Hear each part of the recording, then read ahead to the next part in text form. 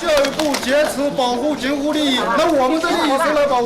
我们坚决要求公开评审。今天我们撕开这个黑幕，我们每一个人的意愿都在这里表达一下。我们要求公开、公正的进行评审。有一些核心的家长都被警察谈过话，你还没经历过这些事儿啊？对，警察谈话威胁，但是呢，没什么大问题，因为首先我们的目标是单纯的，我们就是为了孩子教育问题。您现在看到的这部纪录片呢，名字叫做《政治家》，是国内的一个纪录片的团队多年前跟拍许志永拍摄出来的。这个片子我星期六的时候拿到了授权，在我自己的频道上播放，而且是为整个的中国社会2.3亿的城市新移民在争取权利。这部片子其实主要讲的是许志永和一些北京市的非京籍的家长争取自己的孩子在北京参加高考的故事。这里我给大家也要介绍一个背景就北京市多年以来户籍制度是全国控制最紧张的城市。我因为在北京生活了20年，我一直没有北京市的户口。那北京市像我这样的人大概有800到1000万人，户籍人口大概只有1000到1400万人口。所以呢，这些非户籍人口在北京生活面临的一个非常大的问题，就是自己的孩子上学问题。而这里头大致分为2部分，一部分呢，像我这样的，我是中央电视台的记者，有的人可能是律师，有的人可能是一个白领，但他就是因为自己的户籍不是北京市的嘛，所以孩子没有办法在北京上学。另外一部分呢，就是那些打工的，比如说卖菜的，或者建筑工地上的那些农民工修地铁的他们也会举家在北京生活，他们的孩子也需要上学。这2部分的孩子其实是不太一样的。前一部分人多数都把自己的孩子要么送到私立学校，要么借读在公立学校。但是后一部分，他们可能连公立学校都上不去，就在打工子弟学校上学。我当年刚进入中央电视台我记得大概可能做的第2个还是第3个报道，就是关于打工子弟学校的，没有播出。但是那个场景我还记得，就是离北京的天安门广场大概只有30公里的一个村子，海淀区的。我去到那个打工子弟学校去看，我就发现那个孩子上的学校是那种复式教学。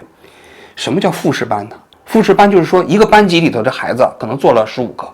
分成了3个年级，1年级、2年级和3年级。那老师给1年级讲课的时候，2年级和3年级的学生就做作业，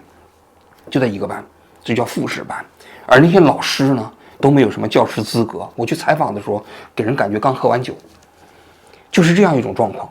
给人感觉那学校就像是一个山区的学校，但是它其实离天安门广场就只有30公里。我当时震惊极了，但是那节目做完之后也没播出。其实像这样的学校，当年在北京是有几百所。后来政府呢就想把这些学校都解散，要么呢你就回到家乡去，要么呢有的就是你能进到公立学校就进入公立的学校。所以在北京的非京籍家长呢，孩子上学问题分为2个问题，一个就是如何上学，一个就是如何参加高考。后来上学问题在全社会共同的努力下慢慢逐渐得到了解决，但是紧接着就面临着一个新的问题，有些孩子在北京出生，在北京一开始就在北京上学，一直读到高中，但是不能在北京参加高考。这些家长认为不公平，北京的高考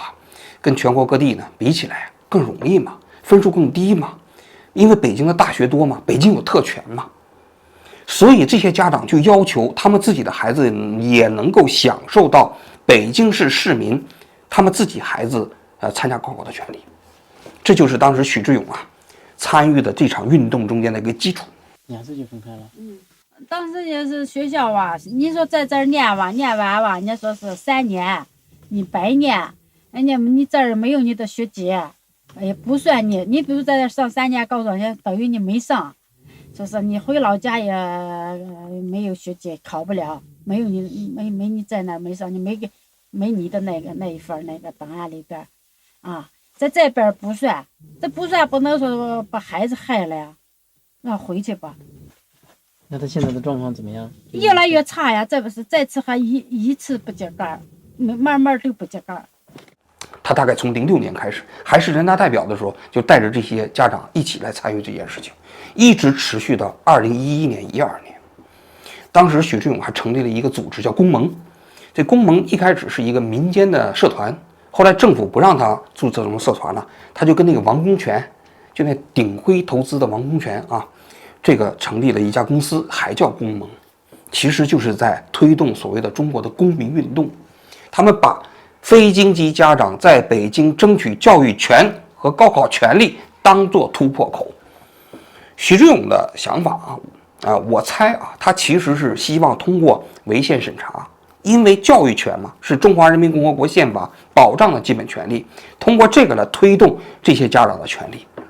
所以他们不断的去教育部去上访聚集，不断的跟北京市的这个市教育局去打交道，推动这些家长通过自己的压力去完成这件事情。比如说每个月的最后一个星期四就到北京市教育局的门口去聚集，最多的时候聚集有几千人上万人，给政府制造压力嘛。在输入地参加升学考试的办法，支持学前子女就地高考，为了孩子的明天，大家共同努力。那后来在2014年的时候，许志永就被抓起来了，主要就是这么一件事情，认为他妨碍公共安全罪。那么为了做今天这期节目呢，我其实也联系了当年一起跟许志永做这件事情的一些家长，他们也给我讲到了一些这个事件过程中间的内幕其实那个政治家的纪录片非常好，但是这个政治家这个片子呢，没有讲述整个过程中间的全部复杂性。如果你光看这部纪录片，可能不能真的理解许志永。所以我今天还给大家讲一点我通过那当年参与者其他人告诉我的一些信息让我们更能够了解和理解许志永那么当年这批家长搞这个所谓的非京籍参与教育权的时候，最早的都是一些社会底层的家长，卖菜的呀、农民工的家长他们呢是最有冲劲儿嘛。但很快许志永的公盟成立起来之后呢，聚集了大批的中产阶级的家长，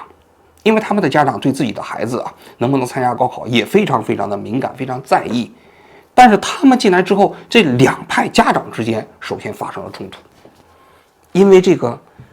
那底层的这些家长就认为这些中产阶级的家长不够尊重他们，而中产阶级的家长就认为他们自己有权利意识，有斗争策略，也有社会资源，不太瞧得上底层这些家长，双方发生了激烈的权力斗争。最终这些中产阶级的家长基本上把这些底层的家长从这个运动中间给赶出去了，这是第一个。第二个呢，就是许志永他们当时为了搞这个运动定期搞聚餐都是 AA 制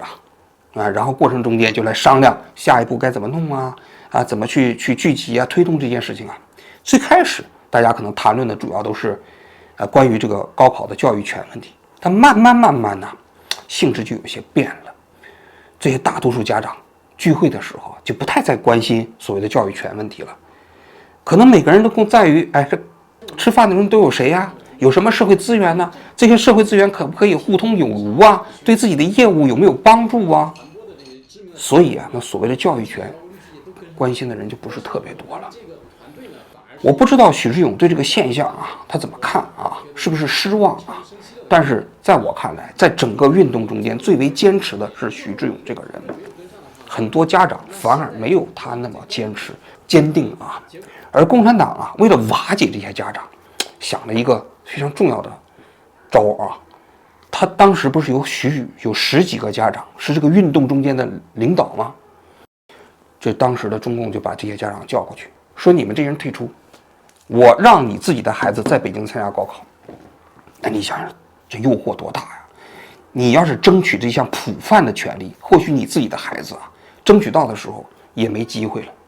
但是现在机会就摆在面前，你只要退出，你自己的孩子就可以参加高考。于是这些人全部被收买了，从这场运动中间退了出去。这个信息其实许志永也是知道的，我不知道他知道之后心情如何2014年许志永被判刑，罪名呢是妨害公共安全罪。据说许志永在法庭上一言不发，他的律师说呢，他们不认可这个判决。公正的法庭是查明真相的地方，但是这个案件中真正了解真相的那些人，比如说积极参加教育平权的家长们，在开庭前几天就被警察们全部控制起来了，他们根本就不允许接近走向法庭，所以我们认为，既然是没有可能去发现真相，所以我们就保持沉默。另外也是我们也是说通过这个沉默的方式，来表达对这个法庭的合法性的否定。他这个判处的徒刑呢是4年，就关在了天津的柳林监狱。在2018年的时候出狱，出狱之后的许志永啊，基本上就在写一本书，叫做《美丽中国》。这《美丽中国》这本书啊，其实是描写着他对中国社会的憧憬。但是从他2018年出来，再到他2021年年初被抓起来，他其实在监狱外也就只待了2年的时间。这2年，其实许志永没有做太多的事情。许志永的人生大致经历了这么3个阶段。第一个阶段是人大代表，第2个阶段是他带领非京籍的家长在体制外用宪法规定的权利，试图去争取宪法保证的公民的权利，没有成功。应该说没有成功，或者说取得了局部成功之后，他自己成了牺牲品。共产党不会把这个制度的变迁归功于许志永以及许志永这批领头闹事的人，相反却把许志永这样的人给抓起来了。这就是共产党的逻辑嘛。我其实不是说不能改，但是我不能通过你来督促我的方式来改变，所以把许志永判了刑。就是说，你如果想用我颁布的宪法来约束我，告诉我应该怎么做，那等待你的就只能是法律的制裁。我不知道这4年许志永在监狱里他到底是怎么想的啊？但是他出来之后呢，他这2年确确实实是没有什么可作为的了，因为整个中国已经发生变化了。他既不可能再次当选人大代表，其实整个社会也再也没有所谓的那样一种让他在体制外按照中国宪法的方式去进行权力博弈的空间了。物是人非呀。那你在监狱的时候能写东西吗？监狱的写东西写的是另外一本书，就关于信仰的书。对，关于信仰的书，我大概整理了一下，但还没有来得及详细整理。那你那本书你取名叫《美好中国》，你是怎么想的？为什么取这个名字？这个名字大概是2013年前后想起来的吧，就是怎么样概括未来我们理想的中国。你看最初的1993年我写这本书初稿的时候，名字叫《自由中国》。我觉得自由中国就当时觉得很感动了。但是大概是13年前后吧，我觉得自由中国似乎不能涵盖我们所有的理想。自由中国、民主中国、宪政中国都不足以涵盖我们的理想。我觉得最好的一个词就是美好中国。我听一个跟他比较亲近的人曾经讲，说许志永曾经想要出家。我不知道这是不是某种幻灭啊？因为作为一个政治改革的推动者来说长期自己努力想要践行的那个目标渐行渐远的时候，对一个人的打击是非常之大的。到2019年的12月份，许志永呢，他们一帮这个维权律师也包括一些长期关注人权的人，在厦门聚会。这一年的12月7号，他们共同聚集在了厦门，一共21个人在一起开会。开会呢，无非也就谈论中国的人权状况，聊一聊天，讲一讲他们对中国社会未来的理解开会之前，他们就通知每个人呢不要带手机，但其实他们这个会议中间还是有人带手机。开会期间还有人用手机给自己家人打电话。26号的时候，政府就开始大规模的抓捕他们整个这批聚会的人。事实上，他们这次聚会一点秘密都没有。他们整个聚会的过程全部都被捕控录了像，就是他们在厦门海边的那个别墅，人家国安人员事先在这里就装了摄像头，装了录音装置，所以他们整个活动一举一动，每个人说了什么，谁参加，一点秘密都没有。说起心里话，挺可悲的，就是这些政治异议人士啊，觉得自己还可以在共产党外搞一些秘密活动。事实上，这强大的国安系统啊，早就对他们了如指掌了。他们以为他们可以躲避监控啊，躲避这个共产党的这样的一套监督体系啊、跟踪体系啊。事实上啊，他们在哪儿聚会，人都一清二楚，甚至事先就布下了天罗地网。这26号先抓了一批人，这批人呢，剩下的有的人就跑到国外去了，有4个人。许志永当时也就开始逃亡。逃亡途中，他做了2件非常重要的事情，一个是录了一段录像。这段录像讲述他对中国公民运动的理解、向往。公民运动倡导每一个中国人做公民，把公民的身份、权利、责任当真。当每一个中国人都成为真正公民的时候，这个国家就变了，而且是真正的、彻底的改变。有人说中国现在没有公民，那我们今天也没有民主，难道我们就不谈民主了吗？就不谈自由了吗？公民是我们本来应有的身份，写在宪法里，但是专制者从来不把它当真，他把我们当臣民。后集权社会一个最大的问题是假，他拿来了很多美好的东西，民主、法治、自由，全都列在社会主义核心价值里，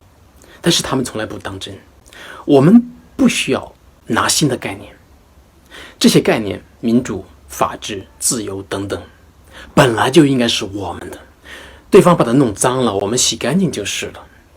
我们不必要创造一个新的概念，我们就把这些概念当真，就是有力量的。另外呢，他写了一篇讨伐习近平的信。许志永在2012年的时候也写过一封公开信，这封公开信他更多的讲述的是他对中国未来政治改革的图景，就是中国如果要想变成一个强大的国家，比如说军队应该国家化，行政应该中立化，定期搞选举，当然了，都是全世界的一些民主宪政的基本常态嘛，就是他对中国的理解。但是他在逃亡途中，也就是2021年1月份写的这封信，其实主要讨伐的是习近平个人。他讲述的是习近平，你赶紧下台吧，你不是一个政治家，你跟邓小平比起来呢，人家邓小平人家黑猫白猫，对不对？人家是实用主义者。江泽民呢，人家闷声发大财呢，人家胡锦涛呢是不折腾，你有什么呢？然后你用人也不行，你经济也不行，然后呢，你其实对整个社会管理也缺少各种各样的办法吧。基本上通篇5000字都是在讨伐习近平。我在想，他为什么要做这件事情？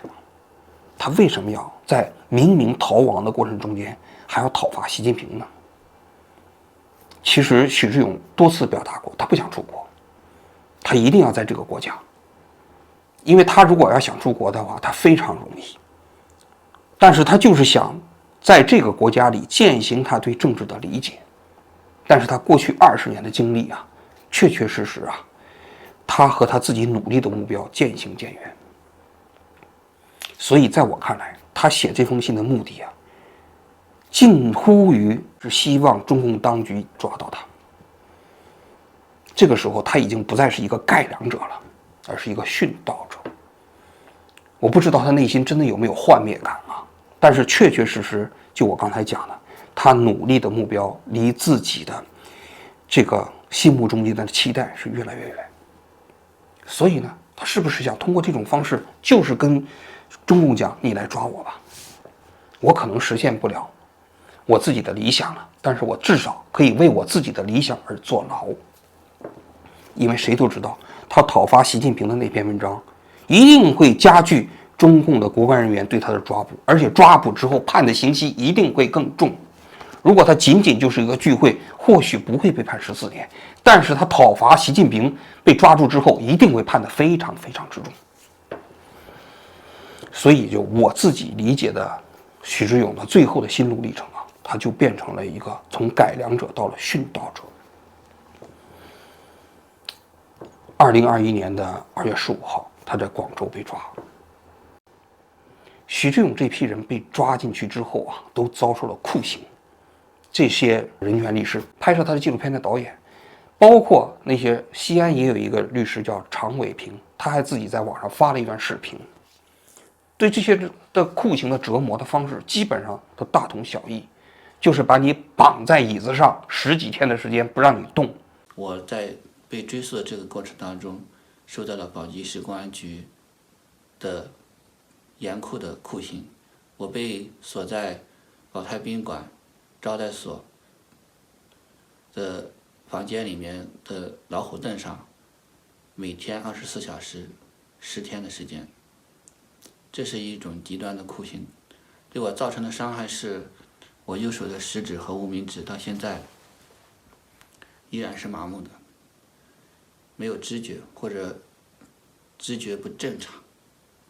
我自己看到那些人的视频之后啊，我自己的感受是啊，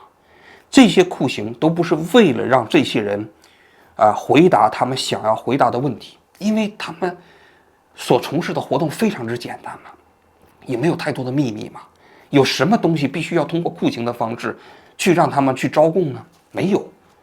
包括有些人我也问过，辗转问的啊，他们问的问题就那么几个问题，换不同的人来来回回问。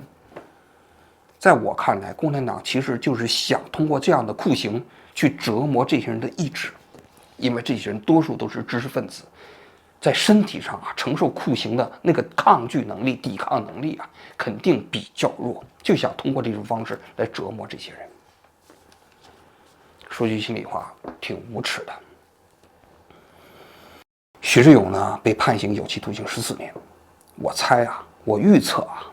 他在这14年中间一定会获得诺贝尔的和平奖。我不知道许志永内心是不是期待这个奖啊，但对中国来说，许志永的命运呢，昭示着整个中国政治改革那种所谓的改良主义者在过去的20年从希望到幻灭的过程。历史有的时候挺残酷的，你生活在特定的历史阶段呢，你就成为了命运的一个大时代的缩影。我不知道未来中国会不会再重新走向这种政治改良之路，但是最起码过去的这20年，许志永所有的努力都付之东流了。但是从某种角度来讲，它仍然有价值，因为它的存在让很多人知道，其实中国还有一批这样坚持为自己理想而付出的政治人物，这些是我们中国未来在走向这个开放国家的一个非常重要的遗产。据说许志永在法庭上面对法官的审问，曾经说过这么一句话，他说：“你说我想要颠覆你们的政权，不敢当，想要颠覆你们政权的是这个国家的人民。”这句话可能会被历史永远铭记。好，感谢各位的收看，谢谢大家。公民概念已经扎根中国100多年，也写在宪法中。专制者不喜欢，但不至于从宪法中把公民二字拿去，也不大可能在网络上把公民变成敏感词。我曾经对一个警察说：“难道你不应该做公民吗？我们每一个中国人都应该做公民。”这个概念是不可能被摧毁的，它是我们坚硬的铠甲，它使我们所向披靡，一直到我们实现民主宪政的理想。我来解释一下我们的核心价值：自由、公益、爱。2012年5月的一天，我们一起讨论如何给我们的运动定一个名字。当时多数的意见叫新公民运动，意思是新时代的公民运动。后来觉得这个概念是不合适的，新字没有必要，因为没有旧公民。所以2017年之后，我们正式定的名字叫公民运动，倡导大家做公民，把公民的身份、权利、责任当真。当每一个中国人都成为公民的时候，这个国家也就变了，也就完成了历史转型。当时我们真的没有想到圣经，后来才发现公益与爱契合了圣经。一个个人自由最大化的国家和社会，人与人之间公平正义、彼此相爱的社会，是我们理想的社会。它是我们整个社会运动的旗帜，它代表着我们这样一个伟大的时代。